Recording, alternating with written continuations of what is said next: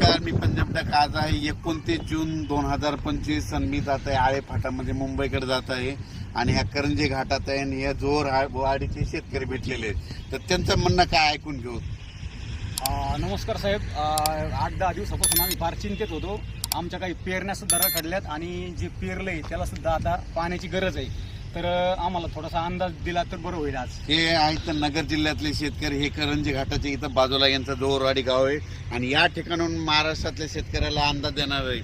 सर्वप्रथम सांगायचं झालं तर राज्यामध्ये आज 29 तारखेला सर्वात प्रथम सांगतो, म्हणजे ज्या भागात पाऊस नाही त्या जिल्ह्यासाठी सांगतो की म्हणजे नगर जिल्हा, धाराशिव जिल्हा, बीड जिल्हा, लातूर जिल्हा, परभणी जिल्ह्याचा काही भाग, या सर्व शेतकऱ्यामध्ये बरेच म्हणजे 10-12 दिवसापासून काही भागात पाऊस पडलेला नाही, म्हणून त्यांच्यासाठी आनंदाची बातमी.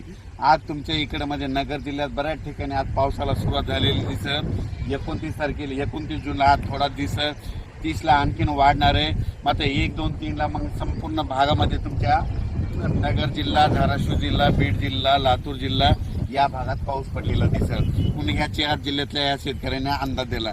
त्याच्यानंतर आपण आता पूर्व विदर्भाकडे, पूर्व विदर्भातल्या शेतकऱ्याला सांगू इच्छितो की पूर्व विदर्भामध्ये नागपूर, वर्धा, भंडारा, गोंदिया, चंद्रपूर, यवतमाळ, अकोला, वाशिम, हिंगोली, बुलढाणा, जळगाव या जिल्ह्यातल्या सर्व शेतकऱ्याला सांगू इच्छितो की तुमच्या इकडे 29 जूनला म्हणजे आज तिकडे पाऊस पडणार आहे, पण 1 तारखेपासून 1 जून 1, 2, 3 जुलैला मात्र तुमच्या इकडे मुसळधार पाऊस पडणार आहे. विदर्भ, पूर्व विदर्भ 6 जिल्हे आणि पश्चिम विदर्भ 5, 11 जिल्ह्यामध्ये मुसळधार पाऊस पडणार आहे. कुठं अतिवृष्टी होणार आहे, कुठं भाग बदलत पाऊस पडणार आहे, कुठं रिमझिम पडणार आहे. पण सांगायचं झालं तर यवतमाळ जिल्ह्यामध्ये खूप जोरात पाऊस पडणार आहे.